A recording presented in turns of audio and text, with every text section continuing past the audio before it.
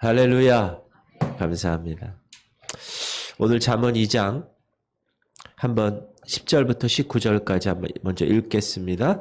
내 아들아, 악한 자가 너를 꾀일지라도 따르지 말라. 그들이 네게 말하기를 우리와 함께 가자. 우리가 가만히 엎드렸다가 사람의 피를 흘리자.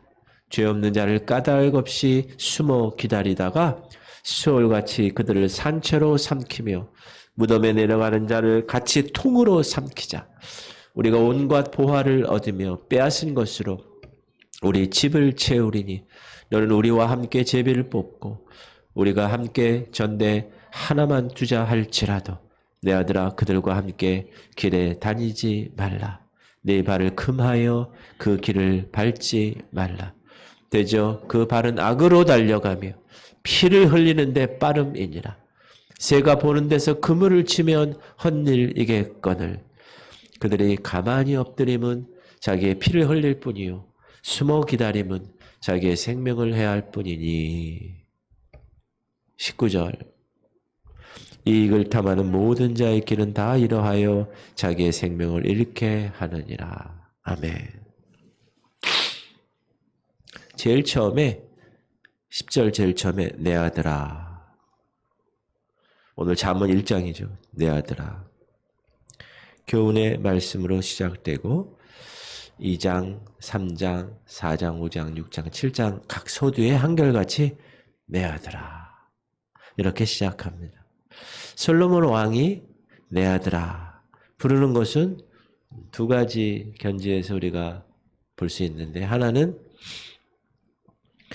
르호보암 아들, 자기의 진짜 아들을 이야기하는 거 읽고, 또 하나는 이 잠언서를 이제 후대 하나님께서 읽고 배우는 모든 하나님 백성들에게 적용시킨 것입니다. 모든 성경의 말씀은 성령의 영감으로 기록된 것입니다. 맞습니까? 하나님 말씀은 성령의 영감으로 기록된 것입니다. 그리고 하나님이 우리 아버지가 되셔서 우리에게 교훈을 하시는 뜻으로 우리는 이 말씀을 받습니다. 또 하나는 솔로몬 자신이 자기가 아버지 입장에서 이 교훈을 듣는 하나님의 백성들을 상대로 내 아들아 그렇게 부른 것입니다. 성경에 보면 여러 사역자들이 그들의 양들을, 목회하는 그들의 양들을 자녀로 이렇게 표현을 많이 합니다. 갈라디아서에도 보면 시작, 나의 자녀들아 너희 속에 그리스도의 형상을 이루기까지 다시 너희를 위하여 해산하는 수고를 하노니. 누가 얘기한 거죠? 바울 목사님이 갈라디아 교회 교인들을 내 자녀들아 이렇게 불렀다는 거예요. 영적인 의미가 들어가 있는 말이죠.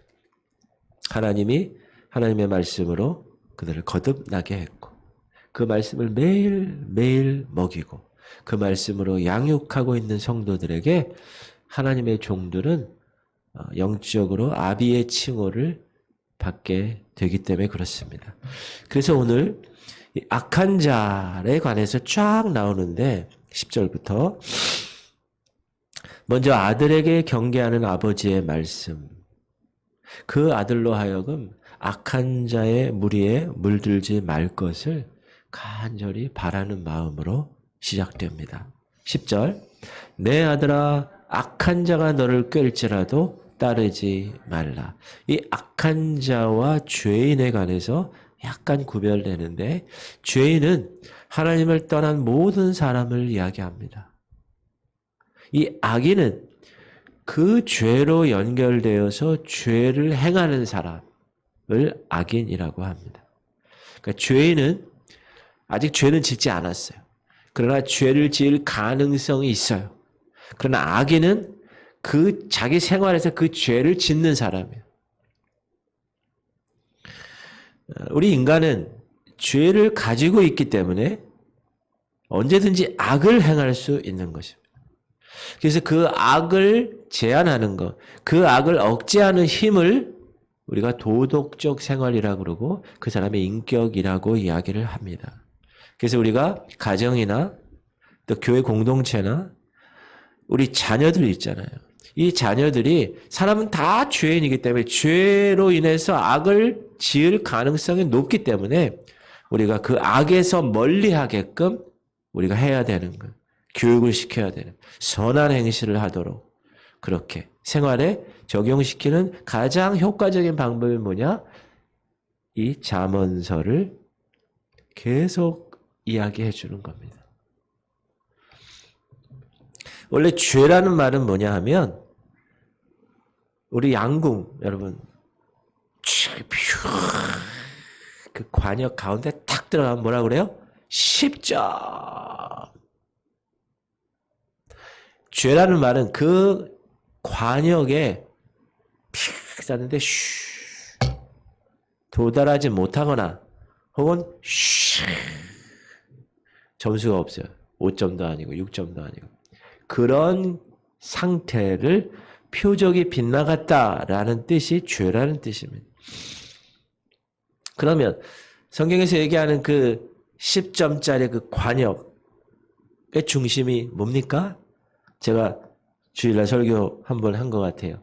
하나님을 영화롭게 하는 것. For the glory of God. 하나님의 영광이에요. 그 관역의 정확한 초점은. 그런데 모든 인류는 다 그 표적에서 빗나갔어요. 도달하지 못해요. 죄인이 된 것입니다. 오늘 본문에 나오는 악한 자는 고의적으로, 상습적으로, 계획적으로 죄 짓는 사람을 악인이라고 그래요. 우리가 현대 법에서도 의도적으로 고의로 다 준비해서 죄 지으면 어떻게 됩니까? 죄질이 아주 안 좋아서 더 크게 형량을 때리죠. 자기 자신을 죄에게 내어주고 다른 사람마저도 죄의 길을 인도하는 사람, 그 사람을 악한 자라고 그래요. 악인이라고 부릅니다. 그러니까 보편적으로 우리가 죄인이라고 얘기하는 사람들보다 어때요? 더 큰 죄를 짓는 거죠. 그럼 악한 자가 하는 일이 뭔가? 이 악한 자들이 우리 곁에 와서 무슨 일을 하는가? 이 10절에 내 아들아 악한 자가 너를 꿰일지라도 제가 땡땡 꿰일지라도 따르지 말라. 악한 자가 하는 일은 뭡니까? 다른 사람을 꿰는 일이에요. 이 꿰다라는 말은 뭡니까? 상대방을 자기가 계획하고 있는 악한 일에 동참시키는 거예요. 그래서 함께 악한 무리가 되게 하려는 것이 꿰는 겁니다. 여러분 사람이 꿰는 방법이 뭔지 아세요? 유혹입니다. 유혹의 전문가가 누군지 아세요? 세이튼, 사단입니다. 그러므로 유혹은 사탄의 지혜에서 나오는 겁니다. 유혹하는 자는 항상 낚싯밥이 있습니다. 미끼가 있어요. 그 낚시 미끼밥, 그 밥을 우리 입에 탁 던져요. 우리 앞에. 우리가 온갖 보화를 얻으며 빼앗은 것으로 우리 집을 채우느니 이게 낚싯밥이에요. 야, 너 이거 한 건만 하면 우리가 온갖 보화를 얻어. 한탕주의. 요즘 젊은이들이 다 그래요. 다 한탕이야. 하나씩 하나씩 쌓아 나가지 않아요. 세상의 문화와 가치관이 그래요. 한 번에 그냥. 한 번에. 유혹의 손길은 언제나 뭐랑 연결되어 있습니까? 돈과 연결되어서 우리에게 다가옵니다. 그러면 이 꾀임에 넘어가는 자가 누굽니까? 누가 이 악한 자의 꾀임에 넘어갑니까? 이익을 탐하는 모든 자의 길은 다 이러하여 자기의 생명을 잃게 하느니라. 이 이익을 탐하는 자의 길, 그거와 악한 자의 길은 같은 말이에요. 여러분, 이익을 탐한다는 건 뭐예요?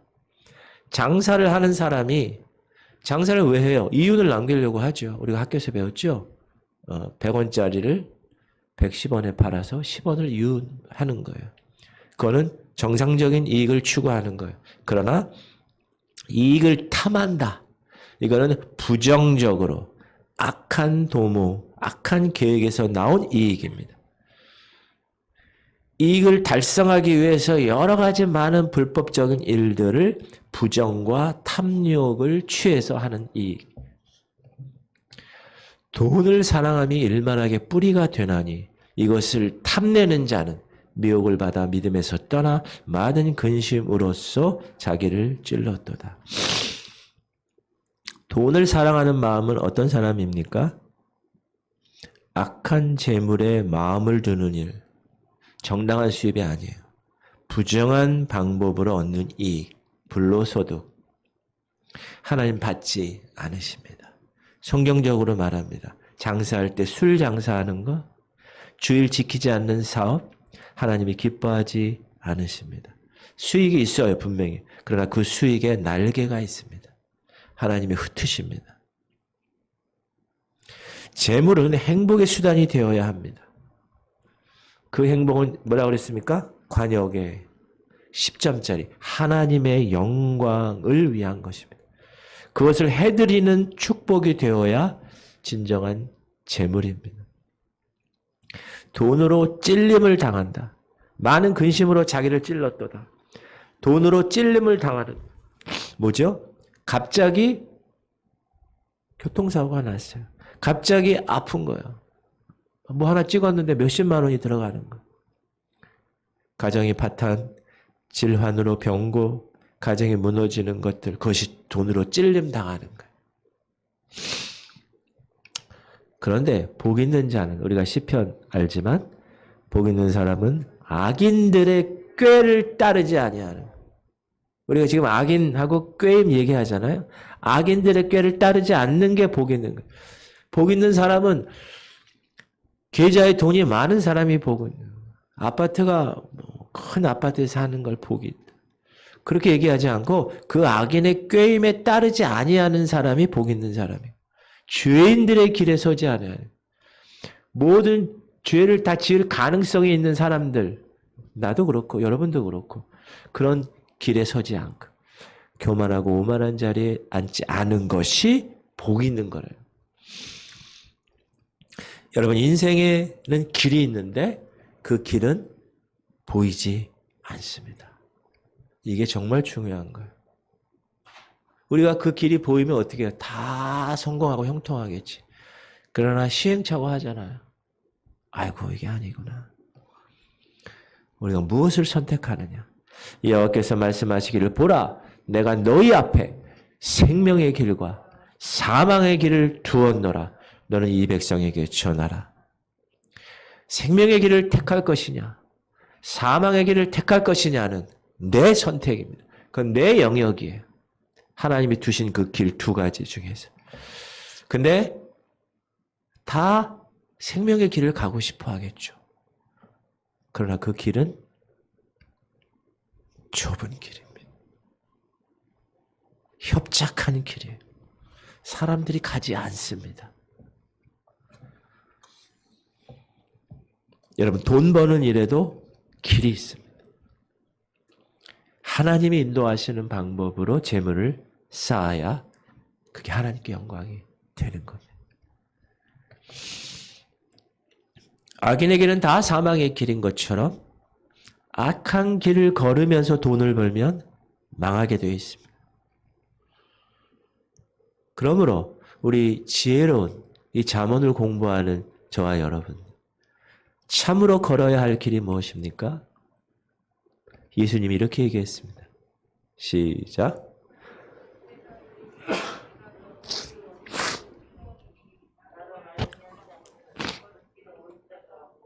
네, 예수님 뭐라고 그러셨다고요?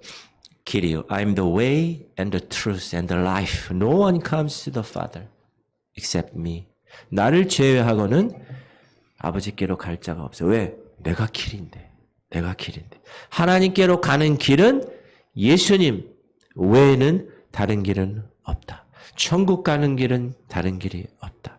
예수님 따라가는 길, 가장 안전하고 복된 인생의 길, 그 길의 종착역은 영생, 천국입니다. 아까도 얘기했지만 그런데 예수님이 스스로 그렇게 얘기하세요. 근데 그 길이 좁아. 찾는 이가 없어. 우리가 여러분 이렇게 운전하고 갈 때도 포장이 안 돼 있거나 좁은 길 안 갑니다. 불편하니까. 쫙 포장돼서 넓은 길을 가기를 선호합니다. 좁은 문으로 들어가라. 멸망으로 인도하는 문은 크고 그 길이 넓어 그리로 들어가는 자가 많고 생명으로 인도하는 문은 좁고 길이 협착하여 찾는 자가 적음이라. 여러분 여기서 이 좁다라는 말을 여러분 잘 이해하세요. 이 좁다라는 말이 어떤 뜻이냐면 비합리적이라는 뜻입니다. 하나님 말씀대로 사는 거, 합리적. 요즘 이 세상의 가치관이 뭔지 아세요? 합리적인 거를 원합니다. 딱 봤을 때 비합리적인 거는 거부합니다. 그래서 지금 복음이 많이 거부되고 있습니다. 목사도 거부합니다. 교회를 거부합니다. 왜? 그들 생각에는 예수 믿는 것이 비합리적이에요. 그래서 영화나 오징어 게임 뭐 이런 거 보세요. 다 예수 믿는 사람을 비합리적으로 묘사하고 있습니다. 재물 버는 것도 마찬가지입니다. 죄의 길에서 떠나야 평탄한 축복의 길을 걸어갈 수가 있습니다. 성경은 악인은 형통하지 못한다고 분명히 얘기하고 있습니다. 악인의 빛은 꺼지고 그의 불꽃은 빛나지 않을 것이요 그의 장막 안의 빛은 어두워지고 그 위에 등불은 꺼질 것이요. 성경은 우리에게 반드시 얘기합니다. 악인은 형통하지 않아. 그러므로 악인의 형통을 부러워하지 마라. 여러분 예수 믿지 않는데 잘 사는 사람들이죠. 부러워하지 마세요. 왜? 꺼질 거예요. 그 등불은 꺼집니다. 어두워질 겁니다. 빛나지 않을 거예요. 하나님은 악인에 대하여 분명한 계획을 가지고 계십니다. 여호와여 악인의 소원을 허락하지 마시며 그의 악한 꾀를 이루지 못하게 하소서. 그들이 스스로 높일까 하나이다. 악인은 자기 그물에 걸리게 하시고 나만을 온전히 면하게 하소서. 시편 기자가 계속 얘기하는 자기 그물이라는 건 뭐냐? 악한 자를 넘어지게 하려고 하나님이 쳐놓으신 덫입니다. 이 덫은 그러나 하나님이 수고롭게 친히 이 덫을 치는 것이 아닙니다. 악한 일을 도모할 때 그 악 자체가 자기를 망하는 그물이 되게 되는 거예요. 그래서 넘어지는 거예요. 그 일 때문에. 그게 하나님이 계획하신 악한 자에 대한 그물입니다. 역사상 우리가 존재했던 모든 악인들의 결과를 보십시오. 자기가 쳐놓은 그물에 걸리는 것. 재앙을 만납니다. 거기에 응당한 보응을 받게 하십니다. 누가? 하나님. 악인들의 길은 굽게 하시는. 굽게 하신다는 게 뭐예요? 크루트. 구부러졌다는 거예요. 멸망의 함정에 빠지겠다는 거예요. 그런 그 구부러진 것에 세례 요한이 어떻게 해요? 쫙 길을 펴서 6개월 전에 예수님의 그 길을 예비하시는 그런 일이 있죠. 우리가 신약 공부할 때. 그러면 악한 자에 대해서 우리가 어떤 반응을 갖고 있어야 되냐? 첫 번째, 쫓아가지 말아야.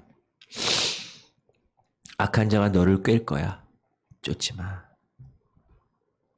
여러분, 우리가 가는 길은 처음 가는 길이에요. 생명의 길과 사망의 길이 놓여 있다고 그랬어요. 선택은 누가 하느냐? 내 몫이라고 그랬어요. 그러나 악한 자의 길은 지옥으로 향하는 길이기 때문에 생명을 잃게 합니다. 하와는 뱀의 악한 꾀를 쫓다가 자기의 생명을 잃었을 뿐만 아니라 축복의 에덴에서 쫓겨났습니다. 하와는 자기가 남편 가정을 파탄시켰어요. 모든 후손에게 사망이라고 하는 유산을 남겨준 겁니다. 그게 악한 사람의 결과라는. 두 번째, 쫓아가지 말고 부정한 이익을 탐하지 않는 것. 부정한 이익은 아까도 얘기했지만 반드시 악이라고 얘기했어요. 부정한 이익을 추구하는 것. 왜 그러냐면 우리 마음속에 탐심을 일으켜요.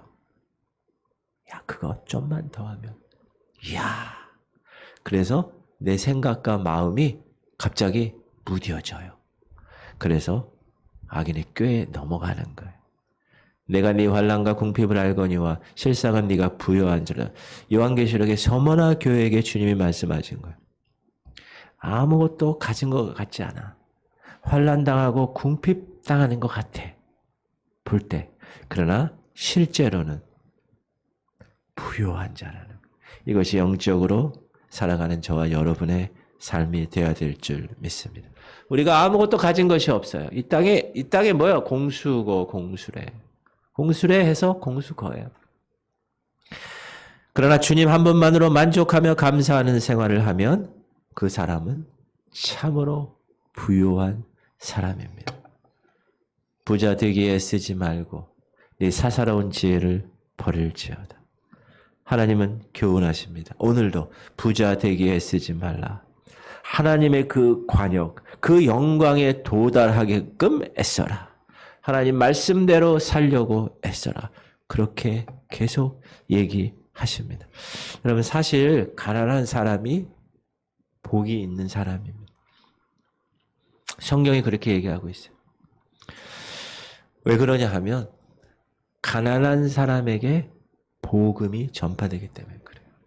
우리가 60년대, 70년대 얼마나 가난했습니까? 전쟁이 끝나고 잘 살아보세, 잘 살아보세, 우리도 한번 잘 살아보세, 잘 살아보세. 새벽 아침에 일어나서 문 앞에 다 빗자루로 쓸고 국기에 대한 맹세하면서 얼마나 그때 가난했어요.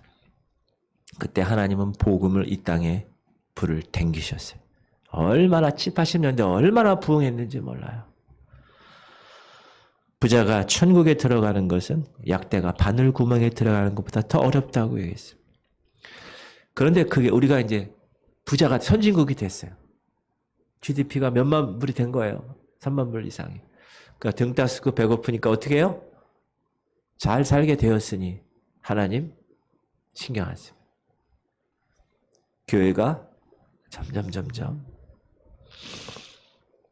지금 하나님이 어디를 땡기십니까? 불을, 성령의 불을 남미와 아프리카에 땡기십니다. 왜? 가난해요, 거기는. 지금 가난한 그곳에 하나님이 엄청나게 성령으로 역사하는 지금 그 시대입니다. 하나님은 가난한 자를 붙들어서 부요한 자를 부끄럽게 하시다고 했습니다. 주님은 너희 재물을 하늘에 쌓아두라고 했습니다. 예수님도 그렇게 부유하게 살지 않으셨어요. 세상적인 관점으로 보면. 근데 여러분 가난한 사람이라고 해서 다 복 있는 사람은 아니에요. 가난이 어떻게 축복이 되느냐? 여러분 전부 다 가난한 사람이 축복이 되는 게 아니라 족한 줄 아는 사람이 복된 사람이에요. 우리가 먹을 것과 입을 것이 있은즉 족한 줄로 알 것입니다. 만약에 가난한데 자기 자신 처지를 막 불평하고 원망하고 불만족하게 살아가는 사람이 있어요. 그 사람은 가난하지만 탐심을 가진 사람이에요. 그 사람은 복된 사람이 아니에요. 불쌍한 사람이에요. 진짜 불쌍해요. 생활하는 것도 힘들고 이 안에 있는 영적인 상태도 힘든 거예요. 그러나 감사할 줄 아는 사람. 나는 가난해. 그러나 그 가난 가운데서도 예수님을 생각하며 위로받고 여우도 굴이 있고 공중에서도 깃들 곳이 있건만 인자는 머리 둘 곳이 없다. 주님 그 분을 생각하며 집이 없어도 전세 살아도 사골세 살아도 하나님 감사합니다. 내가 주님 만나서 그 관역 10점 하나님의 영광을 위해서 살아갈 수 있다면 나는 그것으로 족합니다. 라고 얘기하는 가난한 사람은 복된 사람입니다. 그리고 천국의 소망을 두는 사람. 하나님 나라의 소망을 두고 이 땅의 가난을 오히려 기쁨으로 여기는 사람. 그 사람이 복된 사람입니다. 그런데 뭘 먹을까? 뭘 입을까? 뭘 마실까? 세상 일에 염려하고 그렇게 살아가는 가난한 사람은 복의 사람이 아니라 불쌍한 사람. 불쌍한 사람. 어떤 사람은 돈을 너무 사랑해. 그래서 욕심을 품어. 그 불의의 이익을 넘겨봐. 그것을 마음으로 원하는 가난한 사람 있어요. 악한 사람입니다. 뉴스 보니까 중학생인가 고등학교 10대 3명인가 갑자기 금은방에 깨부시고 들어와가지고 12초 만인가 탁 갖고 도망갔어요. 잡혔는지 안 잡혔는지 모르겠는데 그게 우리 시대의 젊은 아이들의 아이덴티티예요. 한 방 확 벌어서 살자.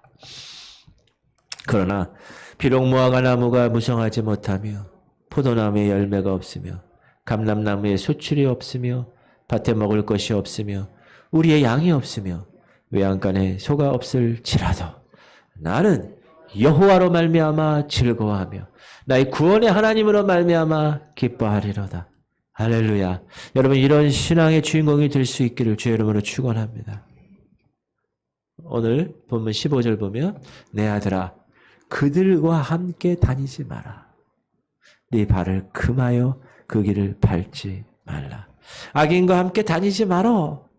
그들의 모임에 동참하지 말라. 여러분 유혹의 손길은 누구에게 뻗치는지 아세요? 자주 만나는 사람에게 뻗치는 거예요. 자주 모이는 그 자리가 유혹의 손길이 있는 함정이에요. 우리가 만나지 않는 저 러시아의 무슨 스키 그 사람하고 관계 있어요? 아니에요. 자주 만나는 사람. 자주 만나는. 친구 유혹 손길에 이끌려서 한두 번 유흥장에 가본 일이 화근이 되어서 일생에 씻지 못할 불행을 낳는 가정주부들이 뉴스에 가끔 나옵니다. 그러므로 성도, 예수 그리스도를 따르는 사람은 언제나 하나님 말씀을 마음에 간직하는 그리고 그 말씀을 따라 어제도 얘기했죠. 그 말씀이 우리의 삶을 삼가는 거예요. 삼가는 거예요. 그래서 우리가 배우는 이 잠언 말씀을 하나님의 지혜를 통하여 내 생각과 내 행실을 통제하는 지혜를 우리가 이 잠언을 통하여서 가질 수가 있습니다. 어떤 가정에 있었던 일입니다. 아버지의 말씀을 잘 순종하는 한 아들이 있었어요. 어느 날 아버지가 이렇게 이야기합니다. 아들이 아버지에게 아버지, 저 사실 이렇지 좋지 못한 아이들이 제 친구인데 그들과 교제는 하고 있어요. 그러나 결코 난 그들이 행한 악한 일에 동참하지는 않을 거예요. 아버지 너무 염려하지 마세요. 이 말을 아버지가 들었어요. 그때 앉은 자리에서 난로에 가서 난로에 타다 남은 석탄 한 덩이 한 개를 끄집어내요. 식구들이 아버지 왜 저러시지? 궁금했어요. 아들에게 야, 손 벌려봐. 그 석탄재를 아들에게 누려고 그랬어요. 아들이 깜짝 놀라요. 아버지 왜 그러세요? 야, 뜨겁지 않아. 괜찮아. 받아봐. 아버지, 뜨겁지 않아도 손이 더러워지잖아요. 나쁜 친구와 어울리는 일은 비록 우리가 지혜롭게 행동하고 그들 가운데 물들지 않는다고 할지라도 벌써 내 마음이 더럽혀지는 일입니다. 그러므로 그들로부터 멀리 떨어지는 일은 지혜로운 일입니다. 여러분 그런데 저도 경험이 있잖아요. 자동으로 떨어져 나가요. 그런 사람들은. 내가 막 안 만나고 그렇게 한 게 아니라 하나님 말씀대로 살아가면 다 떨어져 나가더라고 보면. 그리고 하나님의 자녀들을 하나님이 만나게 하세요. 우리의 참 즐거움은 생명의 길을 걷는 성도들과 함께 신앙의 교제를 나누는 길입니다.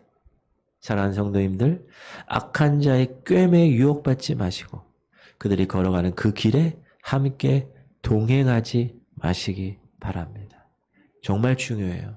내가 누구랑 같이 있느냐? 중요합니다. 누구랑 같이 있어야 돼요? 예수님과 같이 있어야 돼요. 성령님과 같이 있어야 돼요. 주님과 함께 동행하는 그 생명의 길에서 사랑하는 성도님들 행복과 평강과 축복을 누리시는 성도가 되시기를 주의 이름으로 축원합니다.